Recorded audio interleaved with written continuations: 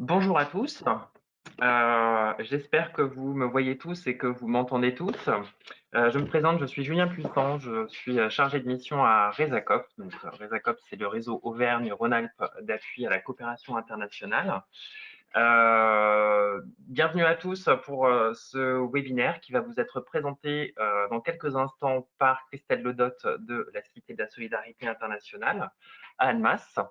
Je vous prends juste quelques instants au démarrage pour déjà vous souhaiter la bienvenue et d'autre part, juste vous donner quelques indications techniques sur le fonctionnement de ce webinaire. Donc, vous avez été très nombreux à vous inscrire à ce webinaire. Nous avons donc choisi un outil adapté en fonction du nombre que vous êtes, donc qui est GoToWebinar. Donc, c'est une première pour nous, on teste, donc on vous prie, voilà, on compte sur votre indulgence, vous essuyez un petit peu les plâtres aujourd'hui. Donc, juste ce que je voulais vous dire, c'est que vous êtes par défaut, donc vous n'avez pas accès aux caméras, enfin à votre caméra ni à votre micro.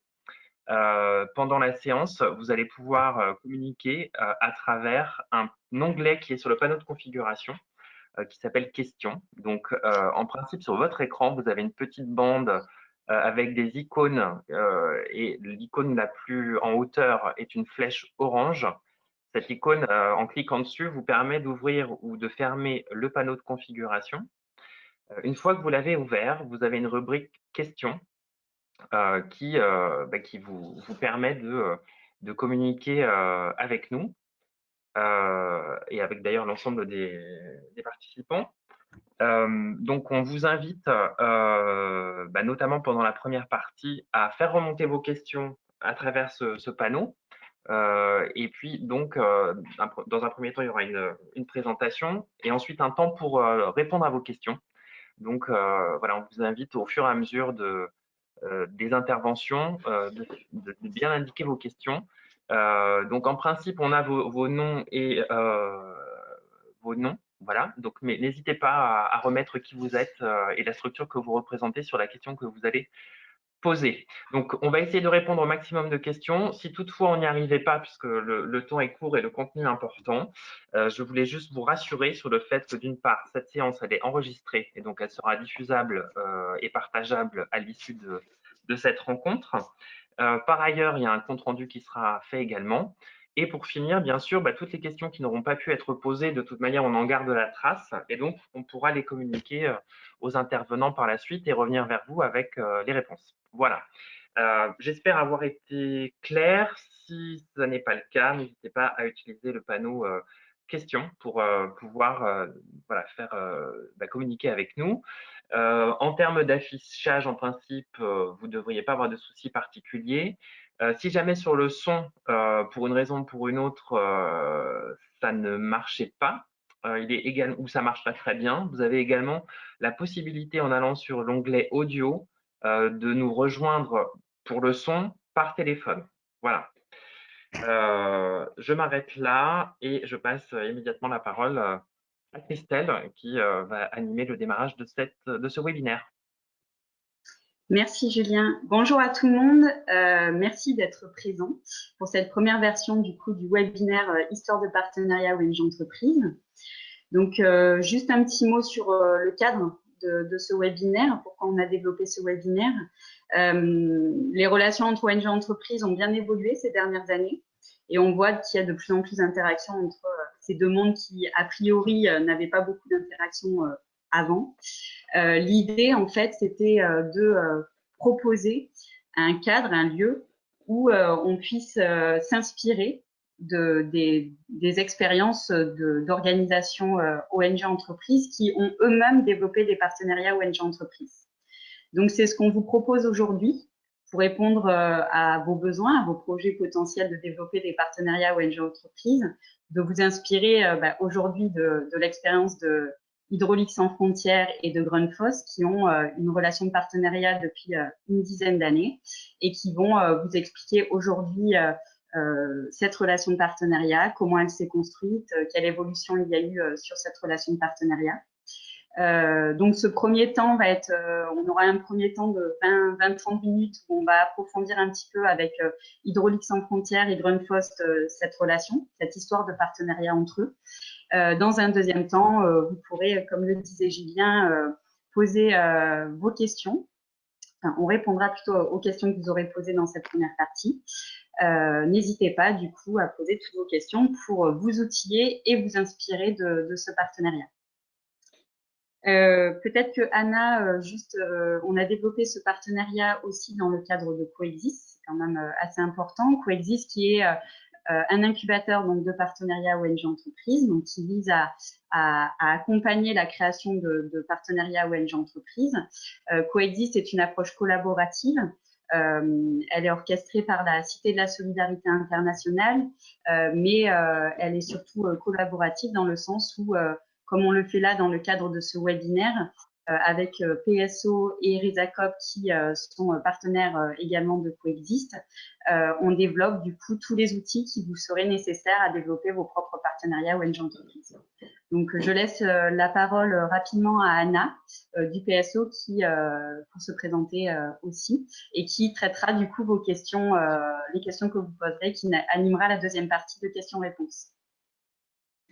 Merci Christelle. Bonjour à toutes et à tous. Du coup, voilà, très rapidement, juste, je pense que parmi vous, il y a certaines personnes qui ne me connaissent pas encore. Moi, je m'appelle Anna Sanchez et je travaille du coup au programme Solidarité Eau à Lyon. Nous sommes une association qui fédère et qui accompagne en fait toutes les initiatives de solidarité internationale autour de questions d'accès à l'eau et l'assainissement. Et c'est en fait dans ces contextes-là qu'on travaille depuis plus de 10 ans avec la région et en partenariat du coup avec la RSACOP et avec la Cité de la Solidarité internationale. Et du coup, nous sommes là aujourd'hui partenaires du coup des Coexist. On va vous accompagner. Voilà, donc je m'occuperai des questions. Je vais me déconnecter. Je vais répondre après la vidéo et la parole une fois que ça sera le temps de poser les questions. Merci Anna. Donc juste en introduction, puisqu'on ne va pas faire un tour de table, hein, même si ce serait très intéressant de savoir pourquoi vous êtes là, qu'est-ce que vous attendez de ce webinaire et surtout qui vous êtes.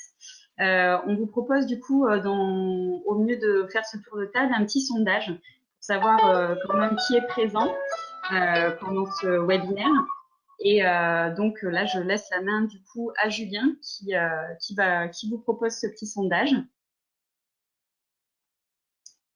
Alors du coup, ça va se faire tout seul en fait, hein. Donc je ne vous prends pas plus de temps, hein. Les questions vont défiler. Voilà, vous êtes invités à y répondre rapidement et puis on vous montrera les résultats. Voilà. Et juste, j'en profite peut-être pendant que j'ai la parole, juste pour dire que voilà, pour ceux qui ne connaîtraient pas Resacop, hein, également, donc notre mission principale, c'est d'accompagner les projets de coopération et de solidarité internationale développés dans la région Auvergne-Rhône-Alpes. C'est notre mission principale, mais par ailleurs, nous avons une autre mission qui consiste à partager un petit peu l'intérêt de la coopération internationale et plus largement des relations internationales avec tout type d'acteurs qui ne sont pas forcément ceux de notre famille et de notre champ d'intervention principalement, donc qui peuvent être les universités, qui peuvent être les entreprises, qui peuvent être tout un tas d'autres acteurs. Et c'est aussi à ce titre qu'on participe à cette démarche aujourd'hui.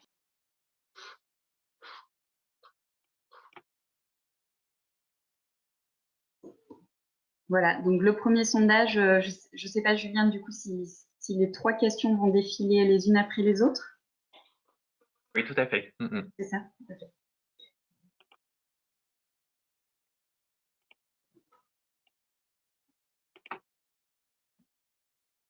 Mais par contre, du coup, Christelle, je t'invite à poursuivre, hein, et puis les vont défiler. Pardon. Ok, très bien, merci. Donc commençons par l'expérience de Hydrauliques sans frontières et Grundfos. Donc merci à eux déjà de partager cette expérience pour inspirer des autres organisations qui souhaiteraient aller vers ce type de démarche, de créer des partenariats ONG entreprises. Tout simplement, Grundfos, donc Laurent Masson de Grundfos et Bruno et Lucien de Hydraulique sans frontières. Je vous laisse présenter en quelques mots, quelques lignes, votre organisation et votre mission, voilà, ce que vous développez au sein de votre organisation. Laurent, peut-être tu peux commencer. Très bien. Bonjour tout le monde. Laurent Masson, je représente aujourd'hui la société Grundfos, pour laquelle je travaille depuis une quinzaine d'années. Pour ce qui est de la présentation de la société Grundfos, nous sommes une entreprise danoise spécialisée dans la conception d'équipements de pompage. Et nous fêtons cette année nos 75 ans d'existence. Nous avons été créés en 1945. La société Grundfos, c'est une société familiale qui est toujours gérée par la famille du fondateur et qui dispose d'un statut un peu particulier puisque nous avons un statut de fondation. Ce statut implique notamment qu'une part des bénéfices soit réinvestis dans la société, notamment pour tout ce qui est R&D, mais également pour le développement et l'épanouissement des quelques 19 000 collaborateurs que compte le groupe Grundfos. Depuis sa création, Grundfos s'est développé dans différents secteurs d'activité, le secteur du bâtiment, dans l'industrie, dans les domaines de l'adduction d'eau potable et du transport des eaux usées, et plus récemment dans le traitement de l'eau.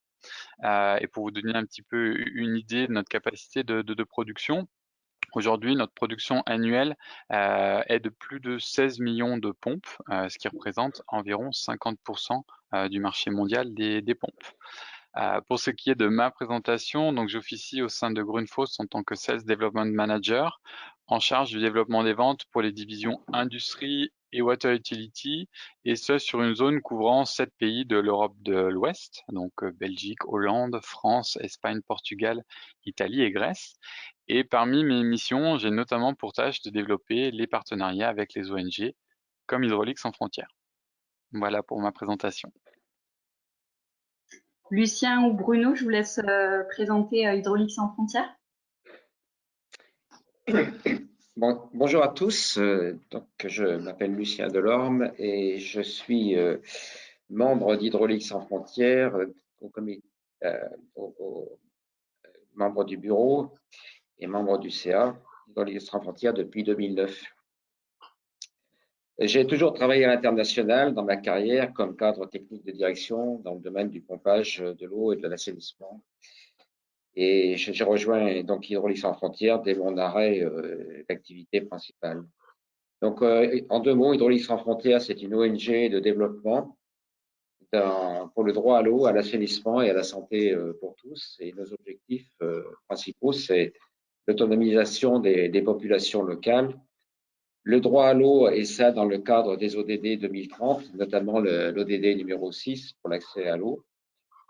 Et un troisième point, c'est la professionnalisation, l'amélioration continue de nos pratiques, la qualité, la pérennité des ouvrages et également la pérennité des relations humaines.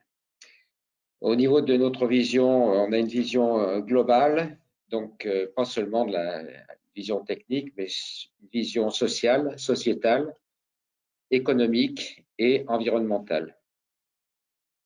Alors, notre action, elle porte essentiellement sur les pays du Sud, avec des partenariats Nord-Sud, partenariats entre ONG, entre entreprises et avec les entreprises, avec les collectivités, les écoles supérieures et les centres de formation professionnelle.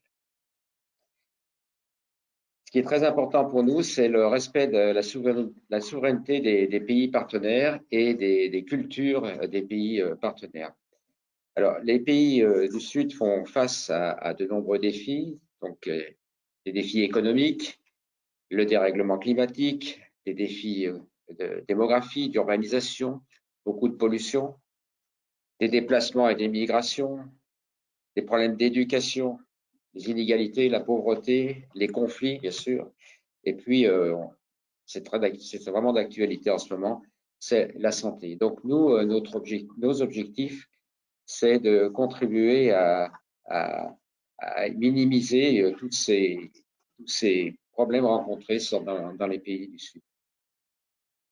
Alors, deux mots sur le partenariat avec les entreprises et avec les collectivités. Donc, ce partenariat est établi. On veut l'établir de façon très solide en France, mais ce partenariat existe déjà avec les pays du Sud, avec les entreprises dans les pays du Sud et avec les ONG dans les pays du Sud. Donc, ce qui est très intéressant, c'est d'établir des ponts entre les entreprises aussi et les collectivités Nord-Sud. Et ça, on va pouvoir effectivement l'approfondir avec l'exemple de votre partenariat avec Grundfos. Bruno, juste une petite présentation de qui vous êtes au sein de HSF. Bonjour à tous. Bon, comme Lucien, je suis à HSF depuis une bonne dizaine d'années aussi. Et je m'occupe plus particulièrement des problèmes de financement, et notamment avec l'utilisation de la loi Oudin-Santini de 2005 qui permet aux collectivités et aux établissements publics de l'État d'appliquer cette loi et d'apporter 1% de leurs ressources pour financer des projets de solidarité dans le domaine de l'eau et dans les pays en développement. Super. Voilà. Merci beaucoup pour cette présentation. Donc, ça permet un petit peu de connaître les activités de chacun pour mieux comprendre le rôle qu'aura pu jouer chaque organisation dans le partenariat. On va directement rentrer justement dans cette expérience de partenariat. Alors, de manière un peu générale, je sais que Grundfos et Hydraulique sans frontières, vous travaillez depuis un petit bout de temps et c'est peu dire ensemble. Pourriez-vous un petit peu nous expliquer depuis combien de temps vous travaillez ensemble et comment s'est structuré un petit peu ce partenariat de longue durée? Voilà, quelle a été à l'origine qu'est-ce qui a été à l'origine de ce partenariat et ensuite comment il s'est structuré d'un point de vue objectif, rôle un peu que joue chaque organisation, cadrage, voilà. Je vous laisse. Oui, alors je peux répondre à cette première question. En fait, je suis un ancien employé de Grundfos. Donc, je suis resté pendant plus de 20 ans chez Grundfos et j'étais j'étais en charge de questions techniques sur un certain nombre de pays du sud de l'Europe. Alors, j'avais gardé d'excellentes relations avec Grundfos. C'était mon départ de l'entreprise pour rentrer chez Hydraulique sans frontières.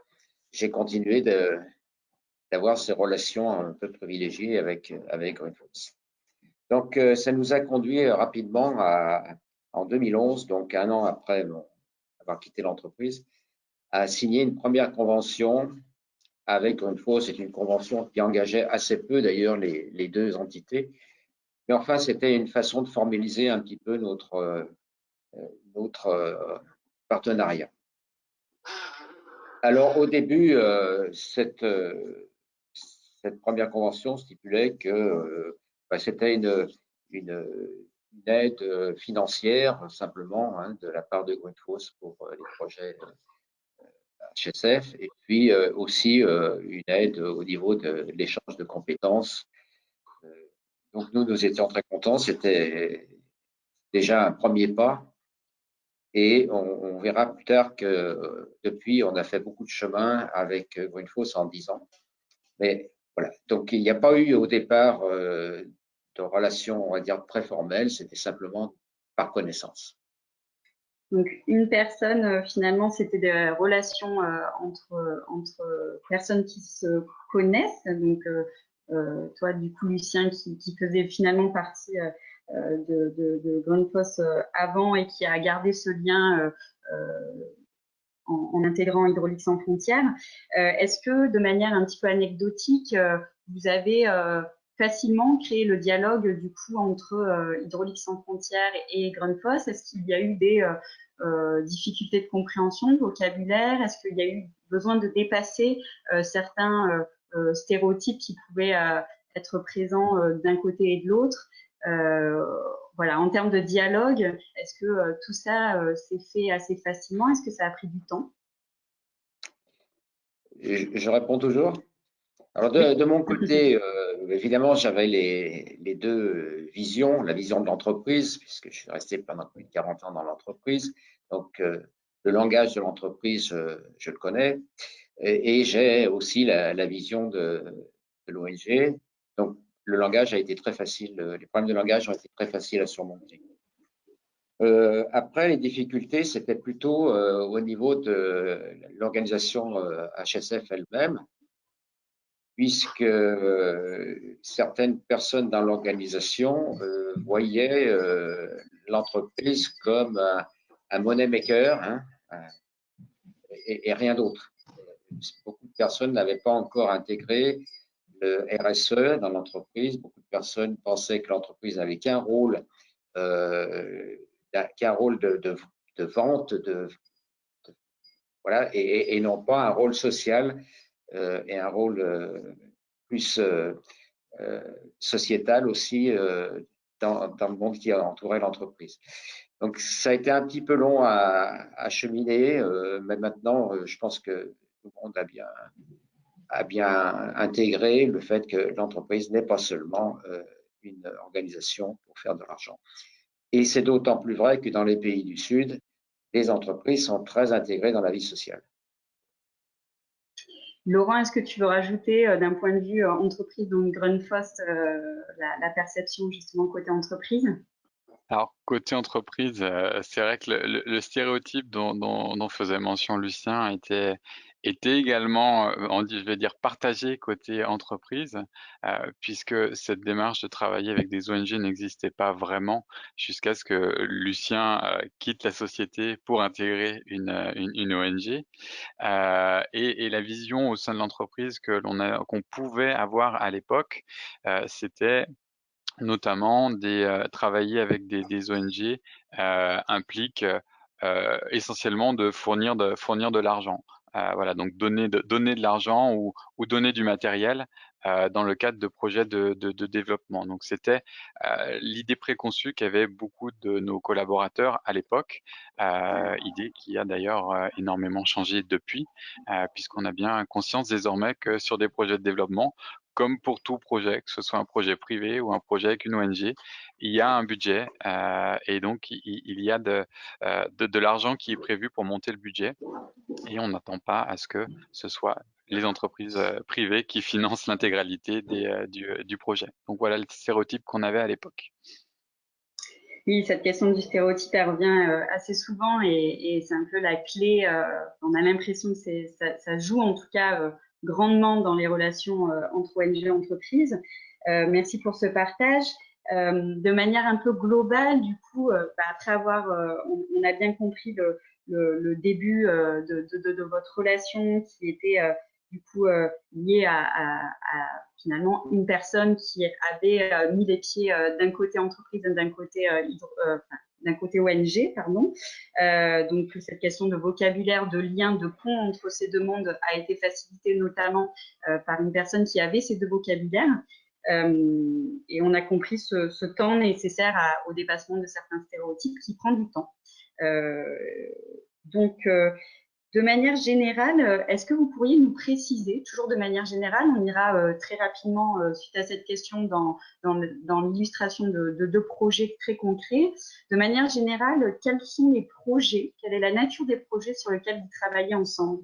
Par exemple, type études terrain, appui technique, formation, RSE. Voilà, de manière, si vous deviez définir dans les grandes lignes qui englobe tous les projets de partenariat sur lesquels vous avez travaillé, comment vous les qualifieriez? Je laisse la main peut-être à Laurent, si tu souhaites. Alors c'est vrai que si on part du premier projet sur lequel on a été amené à collaborer avec Hydraulique sans frontières, on était essentiellement sur du mécénat de compétences. Donc on partageait avec Hydraulique sans frontières nos compétences techniques, notamment en termes de dimensionnement, d'installation de pompage, de maintenance, d'installation de pompage. Et au fil des projets, mais on y reviendra un petit peu plus tard dans la discussion, notre apport a changé, puisque au-delà d'un don de temps et un don de compétences techniques, on a désormais l'implication de collaborateurs Grundfos dans ces projets. implication qui, dans le projet actuel, pourra aller jusqu'à se déplacer sur place, sur site, lors de la mise en service des installations et lors de l'organisation des formations avec la communauté locale. Donc, on est passé finalement d'une participation de notre formateur, hein, on a un formateur au sein de la société Grundfos qui partageait ses connaissances techniques, à désormais une participation de différents interlocuteurs au sein de la société, bien au-delà d'un simple partage de compétences techniques. La transition est toute trouvée pour la suite de cet échange. Julien, je te propose de diffuser la présentation que propose Grundfos et Hydraulique sans frontières pour synthétiser un peu deux projets très concrets sur lesquels ils ont travaillé ensemble, deux projets qui permettent en fait de voir l'évolution de cette relation de partenariat. Donc un premier projet au Tchad qui est un peu représentatif des premiers échanges entre Hydraulique sans frontières et Grundfos, et ensuite un deuxième projet qui sera plus représentatif de l'état actuel de la relation entre Hydraulique sans frontières et Grundfos. Donc pour le premier projet du Tchad, normalement vous voyez tous cette présentation en parallèle. Je laisse la main peut-être à Lucien pour présenter du coup ce projet de manière un petit peu générale, et puis après on ira plus en détail sur finalement le rôle qu'a joué chacune des organisations, donc Hydraulique sans frontières et Grundfos, dans ce projet, pour bien comprendre les contributions de l'une et de l'autre dans ce type de projet. Lucien, est-ce que tu peux nous présenter? Oui, merci. D'accord, merci.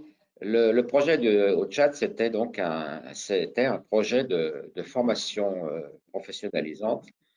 On est parti du fait qu'environ 30% des installations hydrauliques sont défectueuses en permanence dans les pays africains notamment. Donc, partant de ce constat, il a été décidé avec l'INSA de Lyon et avec le partenariat de Grundfos dès le départ, de monter une formation de formateurs, non pas une formation d'étudiants, mais de formateurs à l'université à N'Djamena, de façon à ce qu'ils soient eux-mêmes capables ensuite de former des étudiants à la maintenance, à la gestion de l'eau et de l'assainissement. Donc le principe, c'était un principe de chantier-école, c'est-à-dire qu'on avait sur place les installations de l'université qui étaient largement défectueuses, aussi bien pour l'eau potable que pour l'assainissement. Donc le but, c'était de diagnostiquer ces installations et ensuite de faire des propositions de remise en état, de réhabilitation, ce qui a été fait, avec donc ces professeurs, de façon à ce qu'eux-mêmes, après, soient capables de faire la même chose. Il y avait également un pompage solaire, donc c'était un site très intéressant parce qu'on avait un pompage électrique avec château d'eau, avec un réseau et un petit pompage solaire pour irriguer un arboretum qui était un arboretum pédagogique pour l'université. Voilà un petit peu Oui, du coup, c'est très intéressant parce qu'on voit effectivement la notion de formation de formateur avec une volonté de pérenniser un petit peu les savoirs et savoir-faire. Est-ce que tu pourrais nous préciser le rôle de chaque partie prenante dans ce projet, c'est-à-dire donc l'INSA, Hydraulique sans frontières et Grundfos? Alors, bon, l'INSA, ça a été le facilitateur puisque l'INSA et l'Université du Tchad a d'étroites collaborations depuis très longtemps. Donc, les professeurs de l'INSA interviennent régulièrement au Tchad et inversement. Donc, on avait les bons contacts grâce à l'INSA qui nous ont beaucoup aidés, ouvert les portes pour qu'on puisse travailler ensemble. C'est très important. La relation personnelle est vraiment fondamentale pour ce genre de partenariat. Donc, Grundfos, dès le départ, grâce au directeur général de Grundfos, qui a tout de suite senti l'intérêt du projet, Grundfos a tout de suite donné son feu vert et a dit oui, on participera et on enverra même notre formateur sur place pour participer aux formations. Donc, on avait également l'appui de l'entreprise, qui est vraiment essentiel dans une telle opération, parce que l'entreprise étant sur place, les professeurs, donc les étudiants plus tard, connaîtront l'entreprise, savent qui elle est et savent ce qu'elle fait. Donc, c'est une excellente vitrine, enfin, à mon avis, c'est pour l'entreprise. Et c'est un bon investissement pour une entreprise que de participer à la formation. Quant à Hydraulique sans frontières, ben nous avons fait le travail, si on peut dire. Donc, on a monté les formations avec l'Université du Tchad et on a fait en sorte que ça fonctionne. Donc, ensuite, au niveau opérationnel, encore une fois, c'était avec nous pendant les formations et l'INSA nous épaulait au niveau organisation. On voit bien du coup le rôle nécessaire de chaque acteur pour que tout ça fonctionne. Donc vous avez proposé aussi pour avoir une vision très synthétique et puis voir vraiment comment s'est structuré ce projet et le rôle de chacun dans cette structuration. La slide qui s'affiche tout de suite sous vos yeux. Voilà, on voit bien le rôle de Grundfos qui apparaît sur certaines étapes du projet, le rôle d'Hydraulique sans frontières et Lucien, ce que tu as pu nous préciser sur l'INSA, le rôle d'introduction aussi dans l'écosystème et le lien avec l'université. Peut-être que vous voulez apporter quelques précisions avec cette slide. Laurent, peut-être. Juste peut-être préciser pour la partie Grundfos, pourquoi est-ce qu'on a cette flèche qui s'interrompt pour reprendre par la suite. C'est vrai que à l'origine de notre partenariat avec Hydraulique sans frontières, comme je le disais plus tôt, on était dans la fourniture de connaissances, de compétences techniques, et on n'était pas spécialement impliqué dans le montage financier ni la recherche de financement pour le projet. Donc c'était vraiment quelque chose que on considérait comme étant à la charge d'Hydraulique sans frontières et qu'on n'avait pas grand-chose à faire là-dedans. On le verra sur le projet suivant.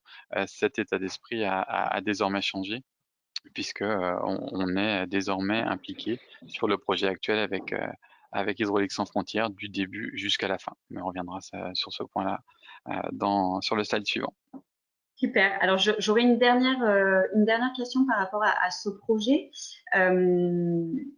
J'aimerais savoir quels sont, pour ce premier projet du coup, que vous avez pu mener ensemble, les principaux apprentissages que vous avez des deux côtés en termes de points bloquants qui ont pu se produire lors de ce projet, au contraire de points forts, ou encore ce que vous avez pu apprendre l'une de l'autre. Je pourrais peut-être répondre à cette question-là. Donc, les points bloquants, bon, en tout cas pour le projet dont on va parler un peu plus tard, c'est pour boucler le financement, mais Grundfos nous aide à faire cela. Le problème qu'on a à ce moment qui est bloquant, c'est l'élection municipale qui a été reportée, donc ça décale toutes les décisions. Et puis évidemment le Covid qui nous a complètement arrêtés pendant un certain temps.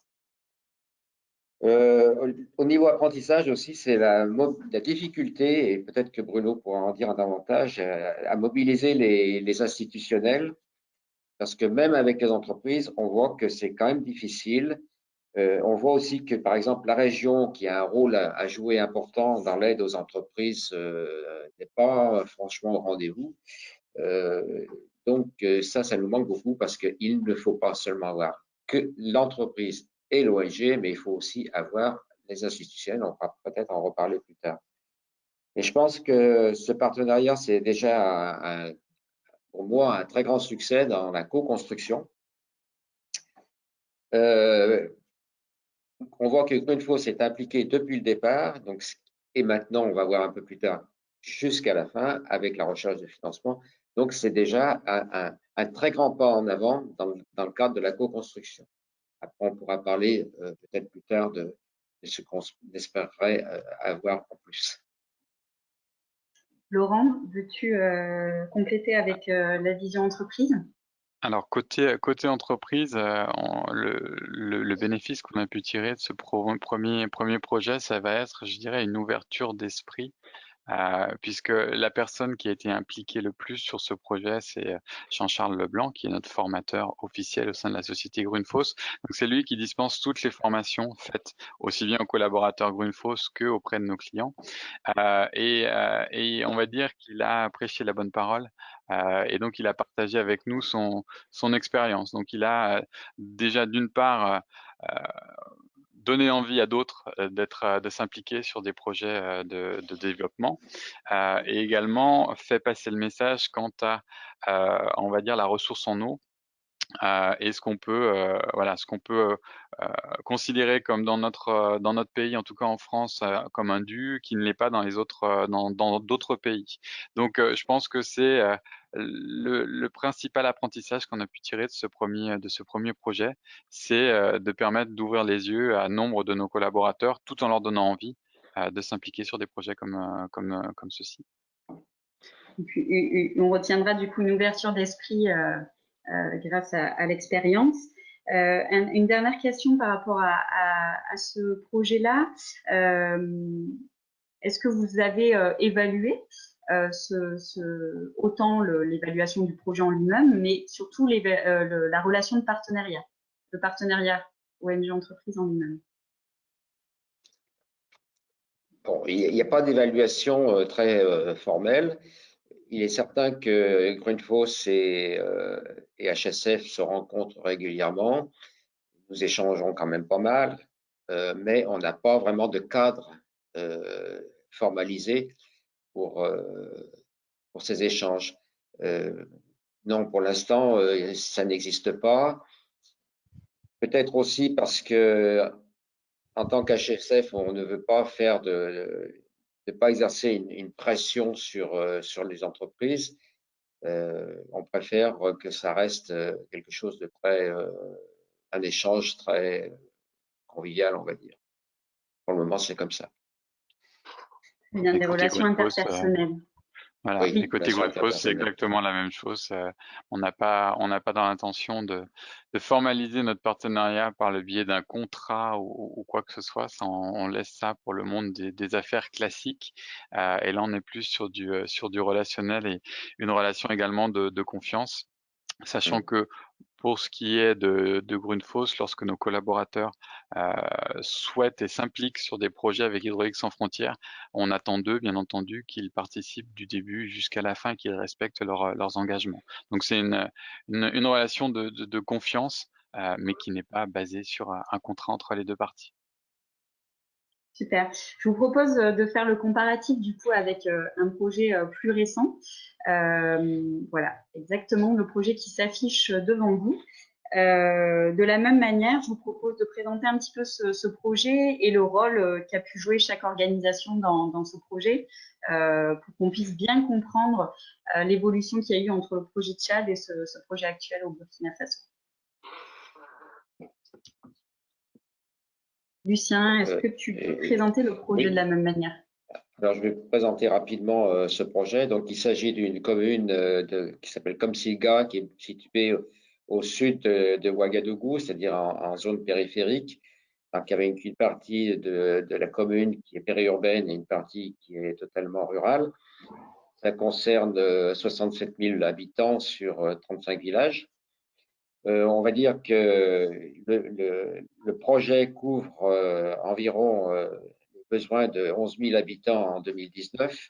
Si on fait une projection à 2030 avec la réhabilitation des 70 forages qui est prévue, ça concernera 21 000 habitants en plus. Donc, c'est quand même un projet qui est assez important. On n'a pas mentionné le montant, mais il tourne autour de 500 000 euros. C'est quand même pas quelque chose de négligeable. Alors, la nature du projet, c'est l'assainissement, bien sûr, construction de latrines. C'est l'eau potable dans 4 villages. On y reviendra un peu en détail. La construction d'une boutique multiservice, pourquoi faire? C'est pour aider, pour créer une activité économique, pour aider à la pérennisation de la vente de l'eau et de la maintenance, la formation des différents intervenants locaux, l'accompagnement institutionnel pour assurer la pérennité du projet. Et le diagnostic du forage, ça, c'est la première phase. Et ensuite, il y aura la réhabilitation du forage dans une deuxième phase et ensuite une troisième phase. Et on peut imaginer qu'il y aura énormément de travail dans le futur. Donc, peut-être que je vais laisser la parole à Laurent sur la partie technique. C'est là où ils sont vraiment des partenaires incontournables. Oui, pardon, Christelle. Oui, juste avant de passer la main à Laurent, peut-être que Lucien, est-ce que tu pourrais nous préciser le rôle de Hydraulique sans frontières dans ce projet-là? Et ensuite, on pourra aller côté entreprise, voir le rôle technique que tu as déjà annoncé et continuer sur les autres rôles qu'il pourrait avoir dans ce projet-là. Hydraulique sans frontières a été informé de l'existence de ce projet par un de ses membres qui travaille depuis longtemps sur le COMSILGA en tant qu'association d'aide aux enfants.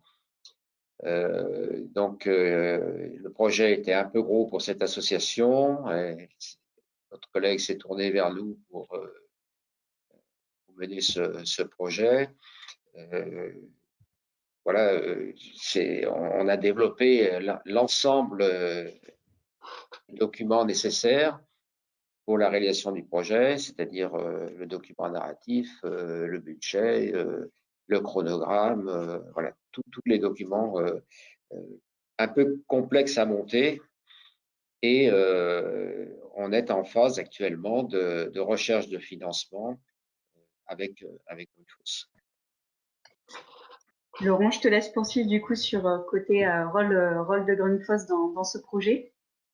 Alors le rôle de Grundfos sur ce projet, il est tout comme pour le Tchad, on va dire un apport de compétences techniques pour ce qui est cette fois-ci du dimensionnement des installations de forage, forage solaire en l'occurrence, avec également la mise en place de kiosques de distribution.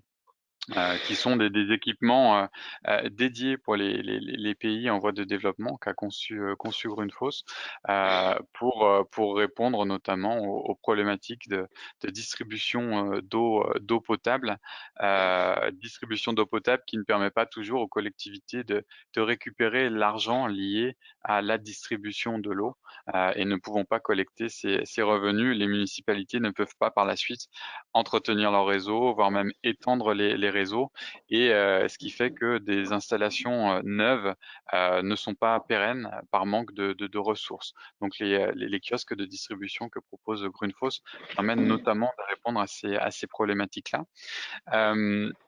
Également, et ce sera pour les phases suivantes, au-delà du dimensionnement technique du matériel, certains de nos collaborateurs souhaitent également s'impliquer pour tout ce qui est accompagnement institutionnel, formation aussi bien des collectivités locales que des personnes en charge de l'entretien et de la maintenance des installations. Donc, une fois de plus, une participation active de plus qu'un seul collaborateur Grundfos. Ce sont plusieurs personnes qui sont impliquées sur le projet. Et si on bascule sur le slide suivant, on voit cette fois-ci que la participation Grundfos se fait vraiment du début jusqu'à la fin, avec notamment une participation au niveau alors non pas du montage financier, mais de la recherche de financement, parce que le montage est toujours réalisé par Hydraulique sans frontières. Par contre, nous participons activement à la recherche de financement avec Hydraulique sans frontières. Par exemple, nous avons organisé une réunion avec la communauté d'agglomération des Portes de l'Isère, où est implanté le siège Grundfos, à côté de Lyon, pour pouvoir permettre de déclencher des financements de la part de la communauté d'agglomération. Voilà, donc ça c'est un réel changement pour Grundfos dans son attitude, puisque on n'est pas là juste pour apporter un petit quelque chose pour être de la compétence technique. On souhaite vraiment s'impliquer du début jusqu'à la fin et assurer aussi la pérennité de l'installation. Super. Une petite précision que je me pose particulièrement sur le kiosque à eau, qui est quelque chose d'hyper intéressant dans un cadre de pérennisation justement de projet. Sur le modèle économique, parce que jusque-là, on a parlé des financements. Sur le modèle économique, comment vous fonctionnez? Est-ce que vous co-construisez ça ensemble, Hydrauliques sans frontières et Grundfos? Est-ce qu'il y a déjà un modèle économique qui est défini ou est-il en construction? Je suis curieuse de savoir comment ces réflexions sont avancées. Alors, le modèle économique, quant au fonctionnement des kiosques de distribution, c'est quelque chose qui a été, je dirais, développé par Grundfos. Après, les modalités d'utilisation du kiosque et notamment tout ce qui est prix de l'eau, ça, ce sont des choses qui sont fixées par les collectivités locales et sur lesquelles Grundfos n'a pas son mot à dire. Donc, c'est effectivement quelque chose qui fera partie de l'accompagnement institutionnel, peut-être une discussion entre Hydrauliques sans frontières et la communauté locale, avec peut-être des apports d'informations de Grundfos quant à des retours d'expérience sur d'autres sites. Mais effectivement, en tant qu'entreprise privée, nous n'avons pas notre mot à dire quant au prix de l'eau à fixer au point d'utilisation. C'est intéressant de voir qu'effectivement, il y a une approche multi-acteurs qui va continuer à se construire. Alors, on ne peut pas parler peut-être d'apprentissage, puisqu'on a bien compris que le projet était en construction et en recherche de financement. Malgré tout, sur ce process de construction du projet, quels sont les principaux apprentissages que vous avez? L'une de l'autre, donc toujours qu'avez-vous appris Hydrauliques sans frontières de Grundfos et qu'avez-vous Grundfos appris d'Hydrauliques sans frontières sur cette phase de co-construction du projet? Alors, je peux répondre peut-être côté Grundfos. On a, je dirais, désormais réellement conscience de la complexité du montage d'un projet de développement. Là, on voit les 8 étapes qui sont récapitulées sur ce slide-là. Lorsqu'on fait juste un apport de connaissances, finalement, on ne se rend pas compte de ces différentes étapes et on se rend non plus pas compte de la complexité liée au financement. Qui est une étape cruciale puisque tant qu'on n'arrive pas à déclencher des financements, on parlait tout à l'heure de la loi Oudin-Santini, il faut quand même réussir à passer certaines étapes avant de pouvoir aller plus loin, y compris dans la recherche des financements. Donc, c'est peut-être l'apprentissage qu'on a eu sur ce projet-là, la complexité notamment liée au montage financier et à la recherche de financement. Lucien, du côté Hydrauliques sans frontières? Je crois que ce serait plutôt mon collègue Raymond Bruno de répondre sur cette partie financement qui est en cours en ce moment et les difficultés qu'on rencontre. Donc, je préfère lui laisser la parole sur ce sujet-là. Alors, Bruno, à vous les studios. Alors, les modalités de financement des projets de coopération décentralisée dans le domaine de l'eau et de l'assainissement se basent sur la loi Oudin-Santini dont on a déjà parlé, donc sur le budget eau et assainissement des collectivités locales, qui a un budget annexe, qui a un budget propre, ou sur la loi Thiollière de 2007, qui, elle, s'applique au budget général des collectivités. La difficulté, c'est que il y a plusieurs acteurs qui interfèrent. Les agences de l'eau sont les principaux financeurs des opérations eau assainissement de coopération décentralisée, puisqu'elles apportent environ 50% des financements. Mais elles demandent que les projets soient portés par une collectivité territoriale. Donc, il faut convaincre la collectivité territoriale de délibérer. Cette loi, elle est facultative, elle n'est pas obligatoire. Donc, il faut convaincre les collectivités d'appliquer cette loi. Et au niveau national, les collectivités, actuellement, elles apportent moins de 15 millions d'euros par an au total sur les 36 000 communes de France. Communes, intercommunalités, agglomérations, métropoles, etc.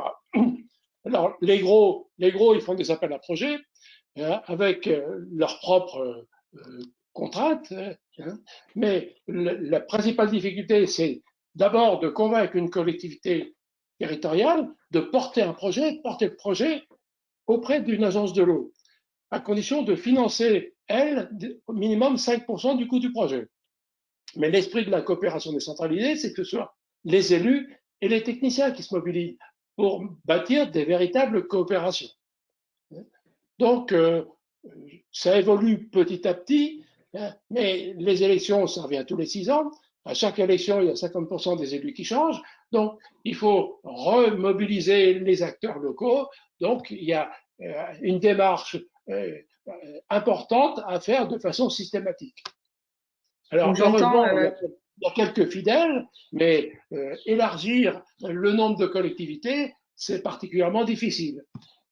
Donc, vous avez les trois gros au niveau national, hein, ils sont principalement en Île-de-France. Vous avez le SIAP, le syndicat d'assainissement de l'agglomération parisienne, le syndicat de l'Île-de-France, la ville de Paris, la métropole de Lyon met environ 400 000 € par an à demander à son fermier Veolia de mettre la même chose qui fait 400 000 € à peu près, hein, et l'agence de l'eau met aussi 400 000 €. Idem pour Marseille, Bordeaux fait la même chose, etc. Mais il y a quelques grosses collectivités, mais il y a encore du travail. Hein.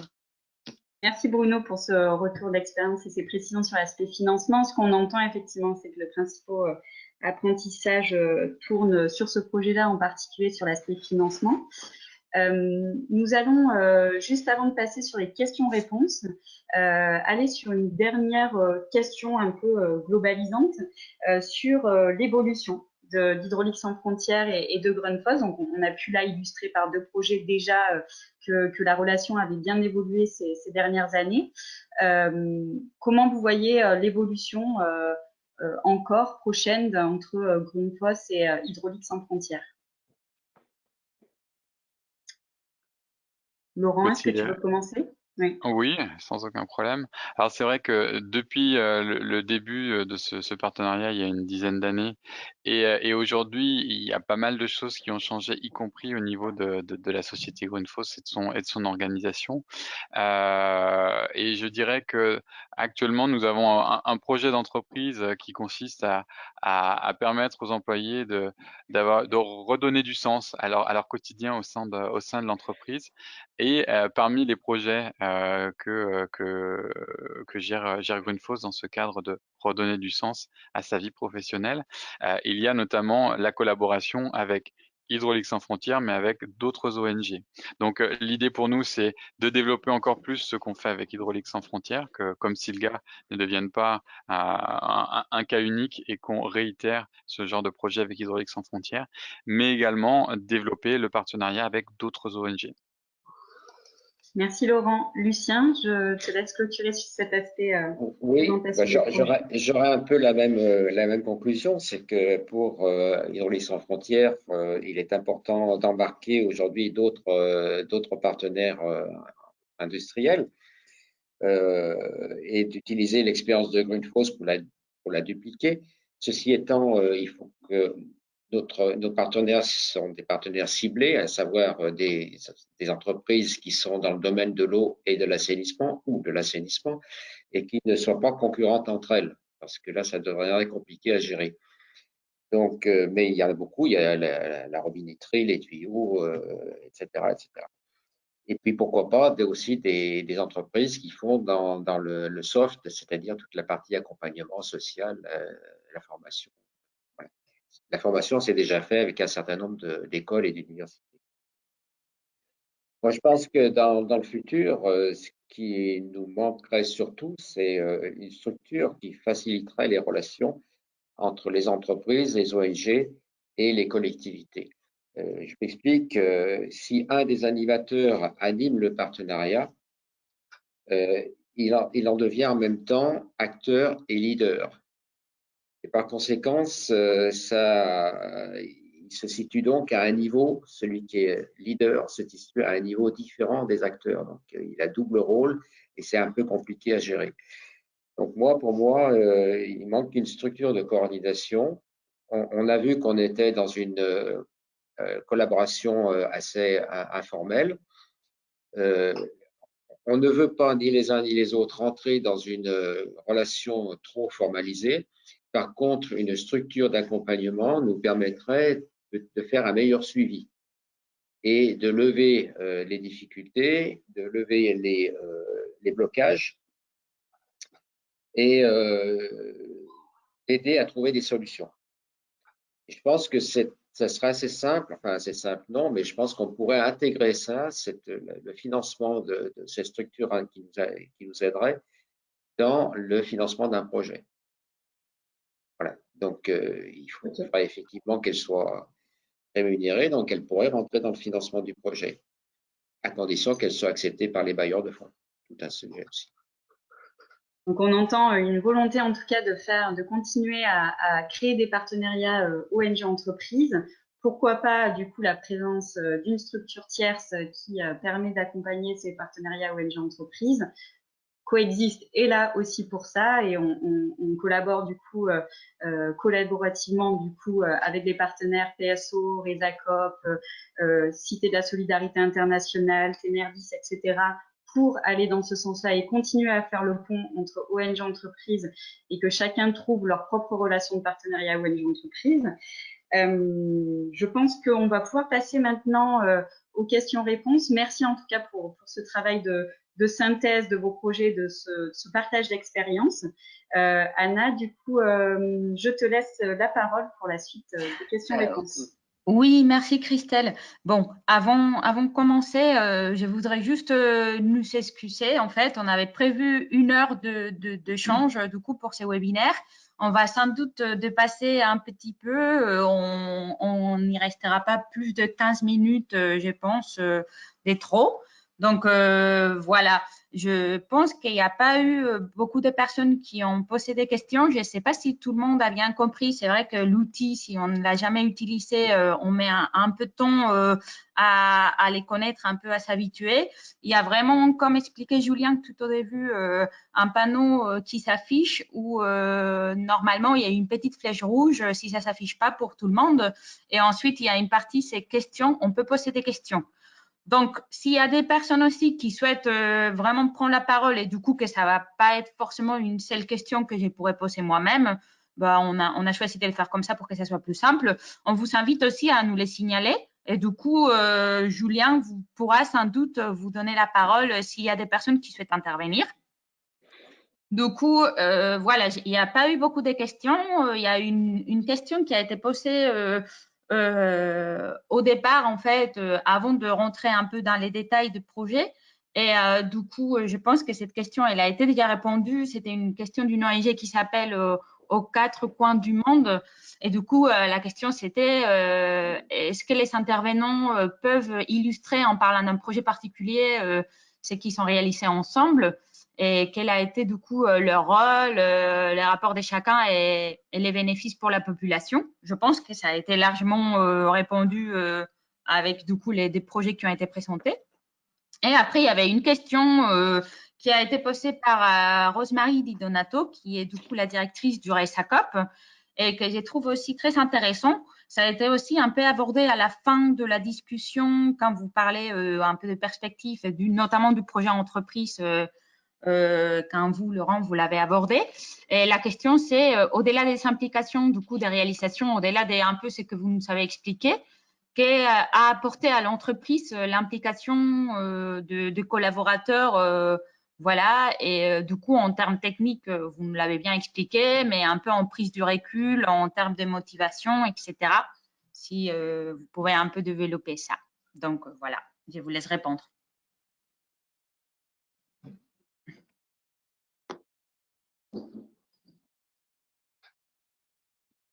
Hop, vaut mieux que je remette le micro, sinon vous n'allez pas m'entendre.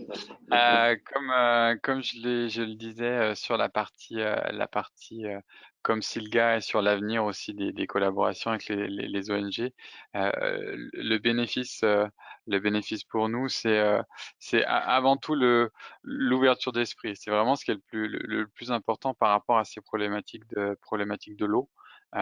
Pour lesquelles on n'a pas forcément conscience de tout ça. À Saint-Quentin-Falavier, où est basé Grundfos, les gens ont de l'eau et ont de l'eau au robinet. Donc c'est vraiment le point le plus intéressant, c'est dans le développement personnel, c'est se rendre compte justement que l'eau est une ressource rare et qu'il faut en prendre soin. Et que parce qu'on travaille pour la société Grundfos qui fabrique du matériel de pompage, de distribution de l'eau, on peut aussi permettre, en donnant un peu de son temps à d'autres personnes, à leur permettre d'avoir accès à l'eau potable. Donc c'est c'est l'enseignement le plus important au sein de la société Grundfos. Je ne sais pas si ça répond à la question. Oui, oui, je pense que ça répond tout à fait, effectivement. Je pense que ça fait aussi, ça a été déjà évoqué, hein, mais c'est aussi, on va dire, un peu une source de motivation d'aller voir un peu ailleurs, de voir comment ça se passe dans des autres pays, et que du coup, voilà, les gens de l'entreprise, ils sont contents de pouvoir participer à ces genres de projets. Oui, oui, Lucien. Du côté de l'Hydraulique sans frontières, on pense que on pense que du fait que les financements sont des financements français ou européens, il est essentiel quand même que les ouvrages que l'on va faire sur les pays soient équipés de préférence de matériel français ou européen. Donc, il faut que ces entreprises françaises ou européennes soient présentes avec nous. Sinon, on va financer des ouvrages qui seront réalisés avec du matériel d'autres pays. C'est déjà quelque chose d'assez dommage. Et d'autre part, nous avons aussi besoin de solutions, ce qu'on appelle le BOP, c'est-à-dire the base of the pyramid, des solutions innovantes dans les domaines techniques, des solutions qui sont parfaitement adaptées aux besoins dans les pays en développement. Grundfos en a, d'autres entreprises en ont aussi. Il est important aussi que les entreprises prennent conscience qu'il y a un marché de 4 milliards de personnes qui ont des revenus et des moyens très faibles, et que ce marché est potentiellement intéressant, à condition que les produits soient adaptés aux besoins. Donc, nous, on souhaite développer ces techniques alternatives, aussi bien dans les domaines techniques, mais aussi dans les domaines économiques. On parle souvent du crédit pour les véhicules et dans les domaines sociétaux. Donc, on a besoin des entreprises pour représenter la France et l'Europe dans les pays en voie de développement. Merci beaucoup, Lucien. Donc, en fait, bon, déjà, on est un peu au cours du temps. C'est bientôt 12h10. Donc, en plus, il n'y a pas plus de questions. Donc, juste pour qu'il n'y ait pas de frustration, on est désolé. C'était pas facile de trouver un format adapté à la fois pour le faire en ligne avec autant de participants, etc. En tout cas, on remercie aux participants qui sont là d'être avec nous. Et on vous propose, si jamais il y a vraiment des questions, des choses que vous savez, qui vous sont restées dans la tête, que vous ne savez pas pu partager avec nous, c'est tout à fait possible de nous envoyer des mails. D'ailleurs, il y a une personne qui l'a déjà fait. Donc voilà, si jamais il y a des choses que vous souhaitez approfondir, on est là aussi pour ça. Et sinon, je vais plutôt peut-être donner la parole à Christelle pour clôturer la séance et du coup finir. Merci. Merci Anna. Oui, je pense qu'on a déjà bien été en profondeur dans les projets, dans la relation entre Grundfos et Hydraulique sans frontières. Donc effectivement, moi je rebondirai juste sur un dernier élément qui est que vous pouvez effectivement nous faire vos questions par rapport au projet et à la présentation qui a été faite aujourd'hui. Si vous avez d'autres questions sur comment se mettre en place ce type de partenariat, comment ils évoluent, etc. On reste à disposition. Effectivement, on n'a pas eu le temps de prendre toutes les questions aujourd'hui, mais ce sera retenu pour la prochaine fois. De manière générale, on est aussi ouvert à avoir vos retours sur ce format de webinaire, puisque on souhaite continuer à évoluer sur la manière d'inspirer et d'outiller les ONG et les entreprises à développer leur partenariat ONG-entreprise. Donc, n'hésitez pas également à faire vos retours sur cet aspect-là, sur ce format, sur le contenu, sur la manière de dynamiser le retour d'expérience. On est absolument ouvert à tous ces retours. Merci à tout le monde, au PSO. Oui. Pardon, Christelle, reviens juste sur tes mots. En fait, il n'y a pas eu plus de questions. Hein. Donc, en fait, on vous a posé toutes les questions qui ont été partagées avec nous. Mais moi, je voulais dire juste, il y a peut-être des personnes qui n'ont pas tout à fait compris comment ça fonctionnait. Et du coup, c'est dans ces cas-là, de toute façon, nous sommes toujours à votre disposition. Mais nous avons bien partagé, en tout cas, moi, de mon côté, ce que j'ai reçu. De mon côté, on l'a bien partagé avec vous. Donc, toutes les questions qui ont été posées, il n'y en avait que 2. On vous laisse à partager. Alors, c'est qu'on a été hyper efficace sur la première partie. Donc, je remercie tout le monde, PSO, Resacop, Hydraulique sans frontières et Grundfos avec qui on a co-construit du coup ce webinaire, cette première version du webinaire. Donc, bravo à Hydraulique sans frontières et Grundfos d'avoir été précurseurs sur ce webinaire. On vous dit à très bientôt pour un prochain webinaire qui sera fin juin, avec cette fois-ci Électriciens sans frontières et Oshun, l'entreprise Oshun et l'ONG Électriciens sans frontières, qui aura encore une autre histoire à vous raconter et d'autres perspectives à mettre en avant sur les partenariats ONG entreprises. Merci à tout le monde. Julien, je vois ta tête. C'est juste pour compléter ce que tu disais, Christelle. Vous allez recevoir, tous les participants vont recevoir par mail une invitation à répondre à quelques questions, justement pour nous faire remonter voilà, vos impressions sur ce premier webinaire, de manière à ce qu'on puisse voilà, s'améliorer à chaque occasion. Voilà, c'était juste pour dire ça. Pardon. Merci. Merci à tous et à très vite pour le prochain webinaire. Merci. Bonne journée. Au revoir. Bonne journée. Au revoir. Merci.